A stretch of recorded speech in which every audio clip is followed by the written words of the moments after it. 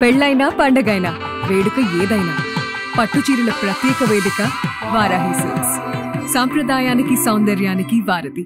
వణకం, నానుంగల్ గీతాంజలి. ప్రస్తుతం నేనున్నాను రామేశ్వరంలో.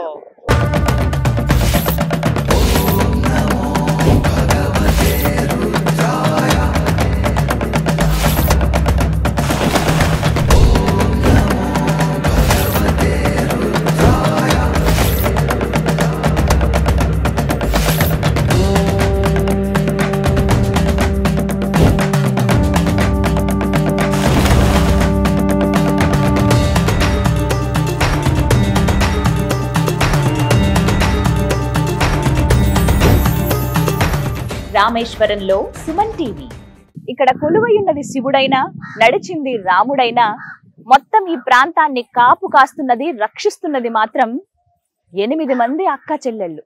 వాళ్లల్లో ప్రధాన దేవత నంబునాయగి అమ్మన్.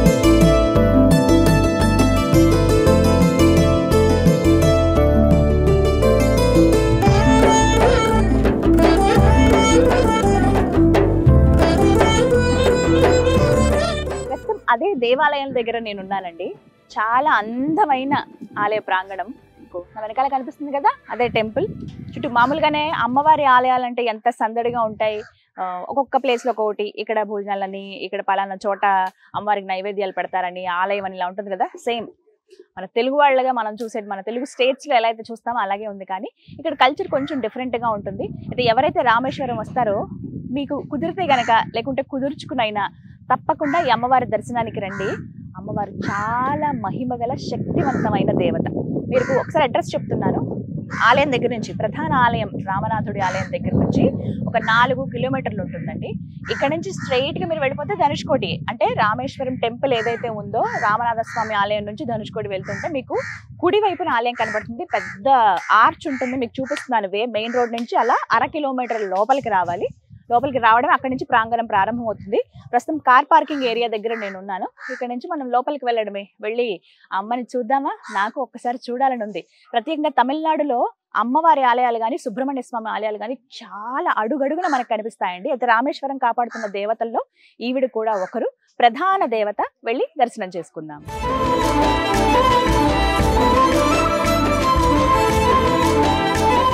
లోపలికి రావటమే మనకి ముందుగా కనిపించేది ఇక్కడ వినాయకుడు అండి. చిన్న మందిరంలా ఉంది.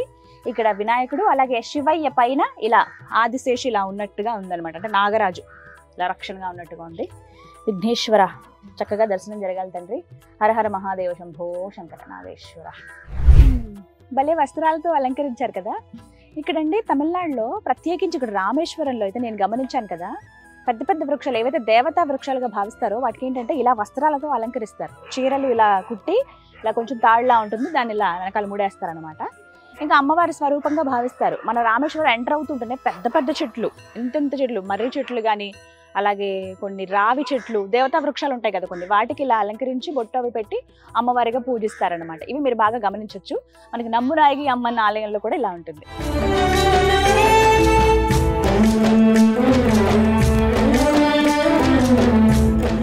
లోపలికి వచ్చేసాం. ముందుగా అమ్మవారి ఆయుధం త్రిశూలం. జగన్మాత, ఎన్ని పసుపు కొమ్ములు ఉన్నాయో చూడండి. తాయత్తులాగా ఇలా కట్టేసి వీటికి మొత్తం త్రిశూలం అంతా కూడా అలా అలంకరించేశారు. నిమ్మకాయలు అలా పెట్టారు 3.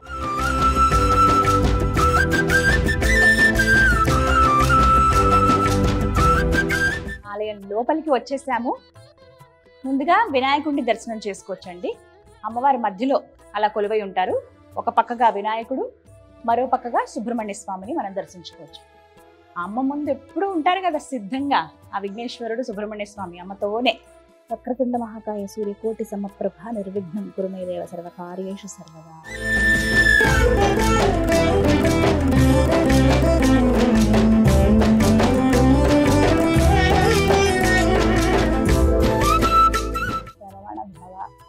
మరోవైపున శ్రీ మహావిష్ణువు, తల్లి సోదరుడే కదా. సోదరుడు ఎప్పుడు చేతే ఉంటారు. ఇష్టమైనటువంటి పుత్రుడు వినాయకుడు ఒక పక్క. ఎప్పుడెప్పుడు అమ్మవారిని చూద్దామని ఉంది కదా మీకు. నాకైతే చాలా ఉందండి. అక్కడి నుంచి అమ్మవారి మోహం కనపడుతోంది. కానీ దగ్గరికి వచ్చి చూడడం అనేది ఒక దివ్యమైన అనుభూతి. కాకపోతే మీరు ఒకసారి టెంపుల్ లోపల చూడండి, అమ్మవారి రూపాలు కనిపిస్తాయి. ఇక్కడ ఏనుగు పైన అమ్మవారు కూర్చుంది.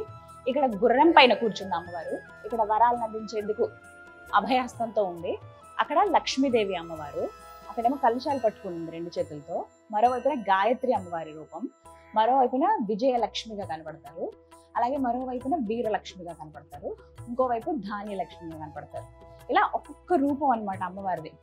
లక్ష్మి, సరస్వతి, దుర్గా అందరూ కలగలిసిన శక్తి రూపం కదా అమ్మవారంటే. ఇక ఎప్పుడెప్పుడు చూద్దాం అనుకున్న అమ్మని దర్శించుకుందామా? నంబు నాయగి అమ్మని, రామేశ్వరం గ్రామ దేవత.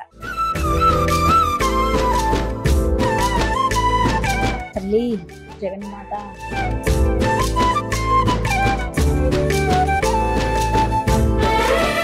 ఎంత బాగుంది, భలే ముద్దుగా ఉంది. ఈ ప్రాంతానికి కూడా చాలా విశిష్టత ఉందండి.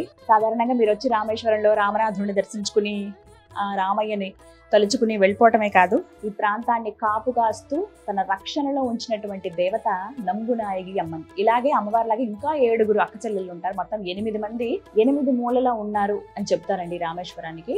ఈ అమ్మని దర్శించుకుంటే మిగతా అందరు అమ్మల్ని దర్శించుకున్నటువంటి భాగ్యం కలుగుతుందంటారు. ఎంత సుందరంగా ఉంది అసలు ఆవిడ మోము.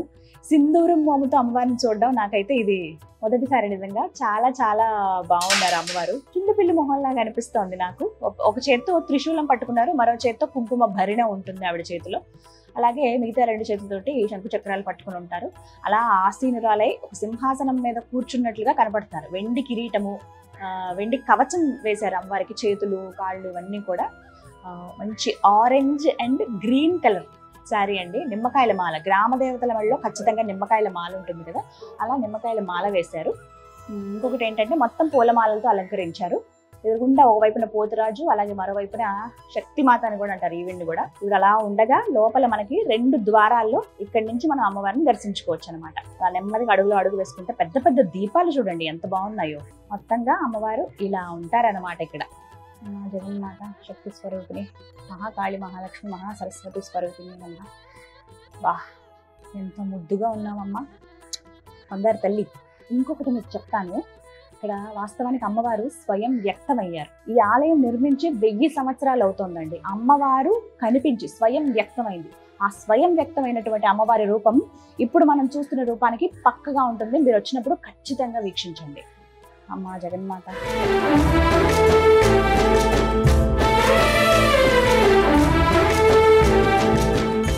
ప్రశాంతంగా హాయిగా అమ్మ ఒళ్ళో కూర్చుంటే ఎలా ఉంటుంది, మనం రిలాక్స్ అయిపోతాం కదా, ఏ బాధ లేకుండా. అలా అనిపిస్తుందండి. అమ్మవారి గురించి చరిత్ర తెలుసుకుంటే ఇక్కడ కొంతమంది ఋషులు ఇక్కడ వేల ఏళ్ల క్రితం తపస్సులు చేసేవాళ్ళు. ఇదంతా కూడా తీర ప్రాంతం అండి, మొత్తం సముద్రమే ఉంటుంది. అయితే ఈ తీర ప్రాంతంలో వాళ్ళు ప్రశాంతంగా ఉండడానికి, తపస్సును ఆచరించడానికి వచ్చినప్పుడు అమ్మవారు ఇక్కడ ఉన్నట్లుగా ఆ తపస్సులో వాళ్ళకి ఆ ధ్యానంలో ఉన్నప్పుడు ఆవిడ సాక్షాత్కారం కలిగిందట. ఈ ప్రాంతంలో నేను కొలువై ఉన్నాను అని చెప్పి. ఎలా అసలు మరి అమ్మ మేమేమో నిన్ను కనిపెట్టలేకపోతున్నాం, నువ్వే ఆ మార్గం చూపించు తల్లి అని అంటే, అలా వాళ్ళు సముద్రం లోపలికి అలా వెళ్తుంటే కొండలు గుట్టల్లాగా ఉంటే, మొత్తం రాళ్ళ గుట్టలు ఉంటే అక్కడ ఆవిడ రూపం కనపడిందటండి. ఒక రాయి ఇలా తీసి చూస్తే అక్కడ అమ్మవారి రూపం చాలా ప్రస్ఫుటంగా, ఎప్పుడైతే ఆ ఋషులకు కనిపించిన 1000 ఏళ్ల క్రితం విగ్రహం ఉందో స్వయం వ్యక్తమైనటువంటిది, అది మనం గర్భగుడిలో అమ్మవారికి ఎడం పక్కగా అంటే మనకి కుడివైపుగా కనపడుతుంది అనమాట. మీరు ఖచ్చితంగా గమనించండి. ఇంతే ఉంటుంది విగ్రహం. ఇంత విగ్రహం అలంకరించి పెట్టారు అమ్మవారిని. తర్వాత కొన్నాళ్ళకి ఈ వరదలు అవి, సముద్ర తీర ప్రాంతం కదా, ఇసుక తుఫాన్లు వస్తూ ఉంటాయి. కొన్నిసార్లు పెద్ద పెద్ద తుఫాన్లు, వరదలు వచ్చినప్పుడు, ఇంకా పెద్ద సైక్లోన్స్ అలాంటివి వచ్చినప్పుడు ఏంటంటే ఇసుకతో కప్పబడిపోద్ది.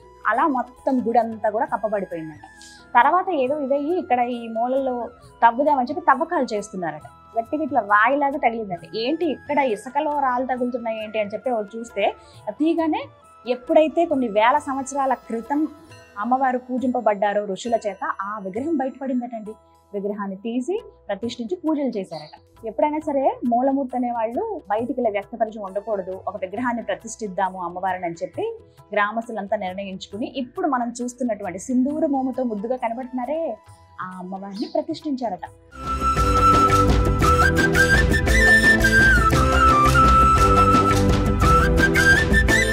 అమ్మవారికి పూజ చేసినటువంటి కుంకుమ అండి ఇది.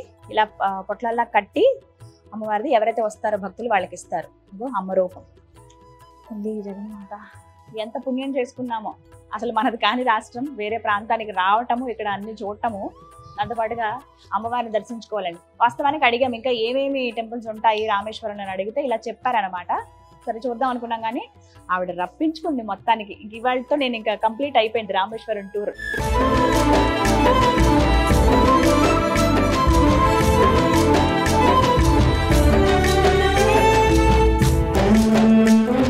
ఏంటి రుబ్బురోలు అనుకుంటున్నారా? ఇక్కడ ఇవేనండి ప్రత్యేకం. నంబునాయగి అమ్మన ఆలయంలో ప్రత్యేకించి ఎవరైతే కళ్యాణం కోసం వాళ్ళు ఇబ్బంది పడుతున్నారు, అంటే సంబంధాలు కుదురుతాయి తప్పిపోతూ ఉంటాయి, వాళ్ళు పెళ్ళి అవ్వలేదు, తల్లిదండ్రులు బాధపడతారు కదా, అలాంటి వాళ్ళు వచ్చి అమ్మని వేడుకుంటే ఖచ్చితంగా వివాహం జరుగుతుందంట. అలాగే సంతానం లేని వాళ్ళు కూడా సంతానాన్ని అనుగ్రహిస్తుంది ఈ నంబునాయగి అమ్మని. ఈ రోల్ ఏంటి అని అంటే పసుపు కొమ్ములు తెచ్చి, స్వచ్ఛమైన పసుపు కొమ్ములు తీసుకువచ్చి కొద్దిగా వాటిని నీళ్ళలో తడిపి ఇట్లా వాటిని రుబ్బటం కానీ, లేకపోతే ఇలా ఫస్ట్ ఇలా నూరతారు వాటిని వేసి, ఈ విధంగా ఉట్టి ఖాళీది నోరొద్దని అంటారు, ఖాళీ రోలు కూడా తెప్పొద్దు అంటారు కదా, మీకు చూపిస్తున్నాను. ఇదంతా పసుపు కూడా ఉంది. తీసుకొచ్చి ఎంతో కొంత వాళ్ళ శక్తి కొలది తీసుకుని వచ్చి ఆ కొమ్ములు ఇట్లా నూరి, ఆ పసుపు ఏదైతే వస్తుందో పసుపు కొమ్ములు నూరిన తర్వాత ఆ పసుపుని తీసుకెళ్ళి అమ్మవారి దగ్గర ఇస్తారండి. ఆ ఇచ్చిన పసుపుని అమ్మవారి మోముకి కొంచెం పోస్తారు, అలాగే అమ్మవారి దగ్గర పెడతారనమాట ఆవిడ అనుగ్రహం కోసం. పెట్టి కుంకుమార్చనలు ఇవన్నీ పూజలన్నీ చేసిన తర్వాత ఎవరైతే ఇలా నూరి ఇస్తారో పసుపు, వాళ్ళకి ప్రసాదంగా అమ్మవారి పసుపు ముద్ద, అమ్మ దగ్గర పెట్టిన పసుపు ముద్ద ఇస్తారండి. ఆ తడి ముద్దని వాళ్ళు ఏంటంటే కొంచెం నుదుటికి ధరించి ఇంత పసుపు ముద్దలా చేసుకుని వాళ్ళు అది తినాలి. అలా ఎవరైతే తింటారో, అంటే ఒక నమ్మకం కదా మనకి అమ్మ అంటే, అలా అమ్మవారి ప్రసాదంగా తీసుకున్నటువంటి ఆ పసుపు ముద్ద ఖచ్చితంగా వాళ్ళకి అనుగ్రహం అందిస్తుందని చెప్తారు. ఎవరైతే వివాహం జరగని వాళ్ళు అమ్మకి దండం పెట్టుకుని ఈ విధంగా పసుపు నూరు అమ్మ దగ్గర పెట్టారో, ఆ పసుపు తిన్నారో, వాళ్ళకి శీఘ్రమే కళ్యాణం జరగటం, వాళ్ళు వచ్చి పెళ్లి కార్డు అమ్మవారి దగ్గర తీసుకొచ్చి పెట్టడం, పిల్లల కోసం ఎవరైతే ఇలా నూరారో పసుపు, అమ్మవారి దగ్గర పసుపు నూరుతాం, అమ్మ నీకు దండం పెట్టుకుంటాను మొక్కుకుంటారో వాళ్ళకి సంతానం కలగడం చాలా మందిని చూసామని ఇక్కడ టెంపుల్లో ఉండే కొంతమంది మహిళలు చెప్తూ ఉన్నారు. మాకు ఇలా జరిగిందండి, మంచి జరిగింది, ఖచ్చితంగా అమ్మ సంతానాన్ని అనుగ్రహిస్తుందని చెప్పారు. ఇలా ఈ రోల్తో ఈ రుబ్బటం అనేది ఇక్కడ ప్రత్యేకత అండి. ఇలా పసుపు కొమ్ములు తీసుకొచ్చి రుబ్బుతారట.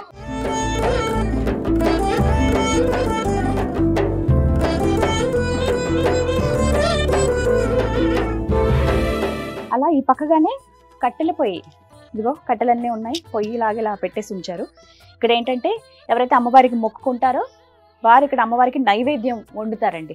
స్వయంగా వాళ్ళ చేతులతో వాళ్ళే శుద్ధిగా వచ్చి తలస్నానం అవి ఆచరించి, కుదిరితే ఇక్కడ సముద్రం దగ్గరికి వెళ్ళి అక్కడ స్నానం చేస్తారు, లేదంటే ఇక్కడ పక్కనే కొలంలా ఉంటుంది, అక్కడైనా స్నానం చేసుకుని వచ్చి ఇక్కడ వాళ్ళు తీసుకొచ్చిన పాత్రల్లోనే పరమాన్నం, అంటే బెల్లం అన్నం కానీ, పాలతో చేసిన పరమాన్నం కానీ, అలాగే కొంచెం పులగం అన్నం అంటారు, పసుపు అన్నం కానీ, గ్రామ దేవతలకు ఏవైతే నైవేద్యంగా పెడతారో అవి ఇక్కడ వండుతారండి. స్వయంగా వాళ్ళ చేతులతో వండి ఇక్కడ వేడివేడిగా నెత్తి మీద పెట్టుకుని అమ్మ దగ్గరికి తీసుకుని వెళ్తారనమాట. ఉయ్యాలని చూసారా, సంతానం కోసం అమ్మని వేడుకుంటారు.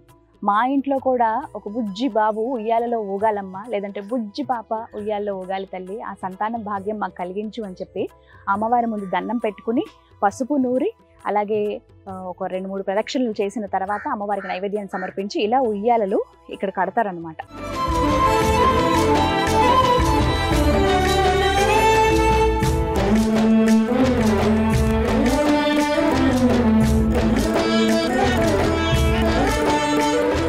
అమ్మ ఒడిలో సేద తీరినట్టుగా ఉంది. నంబునాయగి అమ్మన్, ఆ అమ్మవారి దర్శనం మీ అందరికీ కలగాలని కోరుకుంటున్నాను. మరీ ముఖ్యంగా రామేశ్వరం వచ్చినప్పుడు ఖచ్చితంగా మీరు ఇక్కడికి రండి. రామేశ్వరం దేవాలయం నుంచి 4.5 కిలోమీటర్లు ఉంటుంది. ఇక్కడి నుంచి ధనుష్కోటి మీకు ఒక 14 కిలోమీటర్ల వరకు వస్తుందండి. రామేశ్వరం ప్రధాన దేవాలయం శ్రీరామనాథ స్వామి దేవాలయం దగ్గర నుంచి ధనుష్కోటి వెళ్తూ ఉంటే మీకు మధ్యలో కనిపిస్తుంది నంబునాయగి అమ్మన్ దేవాలయం. ఈ రామేశ్వరాన్ని కాపాడుతున్నటువంటి 8 మంది గ్రామ దేవతల్లో ప్రధాన దేవత నంబునాయగి అమ్మన్. ఆ జగన్మాత రక్ష మీకు ఎప్పుడు ఉండాలని కోరుకుంటున్నాను. జై జగదాంబిక. నంబునాయగి అమ్మ నమో నమః.